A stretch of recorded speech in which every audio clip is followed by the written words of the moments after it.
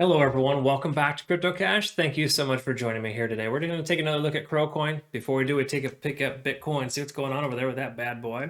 It is literally being a bad boy, down 10% in 12 hours. We're kind of getting used to this, right? Oh, it's not a bad thing. You can see a smile on my face because obviously I had a lot of limit orders that got filled, which is fantastic. So if you weren't already dollar cost averaging, please ensure you do that. Specifically with Bitcoin and Ethereum, obviously a lot of altcoins are on sale too, don't get me wrong. But generally speaking, those are two that you want to maybe always try to consider adding to your position because they should be somewhere in the range of 30 to 50% of your overall portfolio. Moving forward here to Bitcoin. All right, so taking a look here, we can see price kind of lost the simple moving average on the 4-hour. That's not really all that important. Key takeaway is that it couldn't break the plane of 60,000, and that is essentially a major resistance level. Okay, because we saw the most amount of volume, and of course, this being a previous Fibonacci retracement level, there is no doubt that 60,000 is here to stay as a major resistance. That'll still be the major plane we need to break. Between now and then, we're probably going to see the price trend somewhere between 52 to 54,000 in the immediate near future. That'd be my speculation over the next week. Because we got to consolidate, kind of recover. I wouldn't expect the price just to ramp back up anytime soon. Again, the harder something falls, the longer it takes for it to recover. This is actually a good thing for Bitcoin for the big picture due to the fact that it'll probably give us more option to be able to hit that six-figure mark or at least 75,000 by year end. Okay, I'm still confident we're going to see that. So I'm bullish on the on the macro, but I'm bearish on the micro. In other words, short term, I think we're still going to see some consolidation here, maybe even a slight retrace. 52 should be the absolute lowest. All right, so that's all in all what's going on with Bitcoin. Let's go ahead and take a look at Crow, the reason why we're here. And also, if you're new to the channel, I love teaching people how to become better traders. Not a financial advisor. I've just been trading for over 15 years, and I thoroughly enjoy educating people how to become more financially stable. And trading crypto is probably the easiest and best way to do that. So here at KuCoin, let's go ahead and take a look at the 1-hour correction, the one-day chart, and work our way down and kind of see what's going on because it's actually done very well. It's hitting all the Fibonacci retracement levels perfectly. And what's great is if you would set your buy orders for those areas, you would have gotten filled. I got filled twice and it was great. I was sleeping through the whole thing. All right, so taking a look here at on the one-day chart. First and foremost, let's just mark the obvious, right? The moving averages are far away. We don't need to worry about those. We're back under 70 on the RSI. I actually prefer this in a way. Yes, 70 didn't work as a support level, which it actually was for a temporary amount of time until Bitcoin sold off roughly 8 hours ago. But the bottom line here is that under 70 is a perfectly fine place to be. 50 is the important indication of a bullish, if you're on the right side of the track or not, right? So if you're over 50 on the RSI on the one-day chart, then you're in really good shape even still. So I'm not concerned at all for the price being under 70. That's great. Moving on to the 4-hour.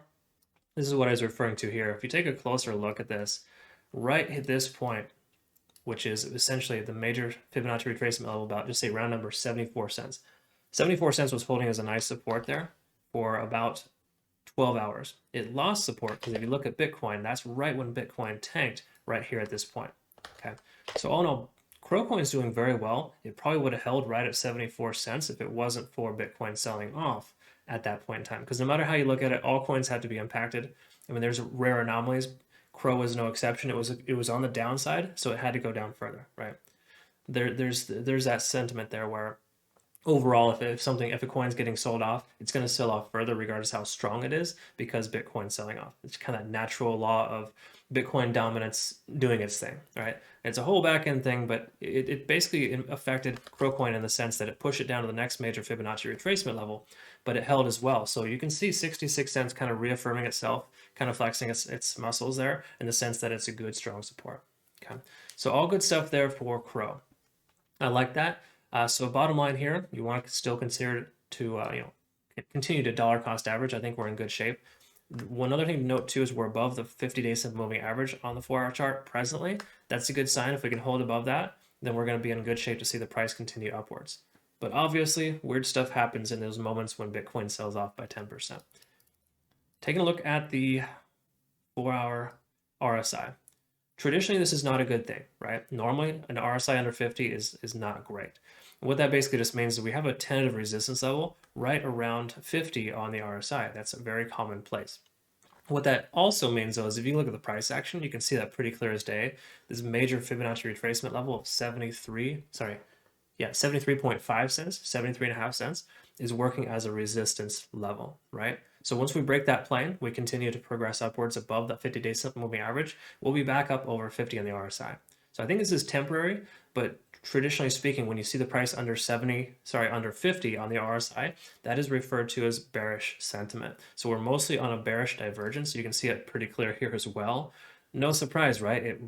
What goes up comes down. The harder you rise, the harder you fall, or what, the bigger you are, the harder you fall. I think that's the term.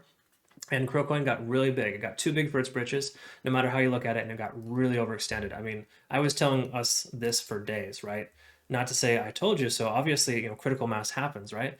But it went way past where it should have. If you look at TD sequential here, you can see that it was at a 9 at 70 cents, roughly 68 cents, almost exactly where the price action is at right now, and it continued upwards, right? So those 3 extra days should not have happened. And of course, those are 3 white soldiers, always followed by a 4th red day. So, there's just a lot of things you can kind of look at and consider. But generally speaking, I'm not surprised to see the price being where it's at. It should have went sideways at 70 cents anyways, but it didn't. It continued on. So this little support channel here between 66 and 73, I think is going to work as it'll probably be a steady consolidation at that point for a little while. That's my speculation, based on the fact that it should have stopped there anyways. These extra 3 days were kind of unnecessary, and it had to come back down. So just keep that in mind. There's a strange anomaly that happens when you get to a point where something gets so overextended, and then there's like this hype and all the advertisements and everything kind of goes up. And of course, the whales took their profits right here, and a lot of us are stuck with positions between 80 and 90 cents. It happens all the time, so try not to be part of that demographic. Fear of missing out is not, it's a real thing, but it's not ideal at all. Easier said than done, I know right now, but just try to learn from our mistakes if you made one, right? So looking at Ishimoku Cloud, there's really nothing good here. It pretty much is just screaming, bearish sentiment. The baseline's above the conversion line, the lagging span's hanging out. Ultimately, we're not going to have a buy signal for a little while, which is why I say dollar cost average. Don't take all your eggs and put it in one basket. Add to your position as it gets closer to your goals. So set goals. You should always set a goal as a trader, right? If you're trading correctly, you have 3 profit targets and a stop loss that's trailing in almost every single situation. Occasionally, swing trades, you don't set a stop loss, but generally speaking, you always want to have some type of structure getting into a trade, right? If you're arbitrarily just jumping in and jumping out, you're doing it wrong, all right? I have a trading community, and I try to specify how important it is to ensure that you always have structure in your trades. That's how I got to the point where I'm at now. I do this for a living, and the reason why is because I have structure. I don't just jump in when I feel like it, right? It's because somebody told me it's going to moon tomorrow. I don't do that. I look at all the technicals and make sure it's a good fit. You should do that too, right? That's probably why you're here, so you can try to learn that. And I appreciate that. I respect that. But bottom line here is we're below the cloud, not even consideration of a buy signal. Doesn't mean you still can't dollar cost average little bits at a time though, right? That's a different story. Because if your big picture is KuCoin going to $2, $3, $4 next year, and that's what you want to do, then go ahead and add your average, right? It'll help you in the long run. But do not just put everything all in at once and make this your go-to coin because somebody told you so, all right? That's all I ask. Moving on to TD sequential, let's take a look at this here. You can see these little states where we got to a 9, kind of consolidate, retrace, got to another 9, tried to ramp back up, got a little dead cat there, price comes down. I mean, it's working its way down as per usual. These are very standard, drop-offs, so to speak. I wouldn't be surprised if the price comes back down again further. Again, I do think personally that right around 60 cents would be the absolute lowest we're going to see, but I comfortably can say that 66 is probably the more realistic support level. I mean, you look at how much volume is there at 66 cents, it's probably accumulating right at that point. Here, watch, let's go ahead and right here in this little range. That right about 70 cents for the volume, but you got 3 strong support levels here. In other words, it's tested 3 separate times. And that's important. You want to always try to identify that. And another thing to note too, with the volume being accumulating right at 70 cents, or sorry, I think did that say 73? About 71. So the most amount of volume is between 71 and 73 cents. So we got to respect the fact that the volume accumulation is higher than where the price is at right now, or very close to it.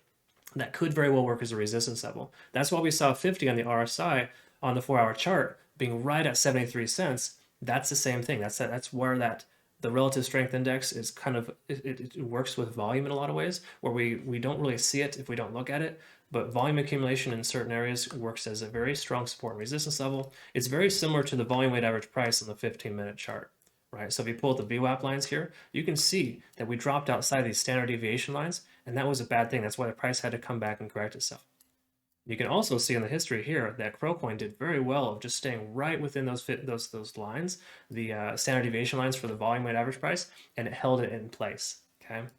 Now again, this is more day trading stuff that we don't need to really worry about at this point. I do day trade myself personally, but for the most part, the volume is telling us that we have a strong resistance right at about 73 cents. So I'd expect the price to continue to go sideways between 66 and 73 cents. That is probably where we're going to see the most amount of accumulation here in this support channel. Okay. So I'll check this out again soon. I know this probably wasn't like, oh, a riveting review, right? I can tell you it's not going to come back up to 95 cents tomorrow. I can tell you that much. I know probably within a week or two, we shouldn't expect to see that either.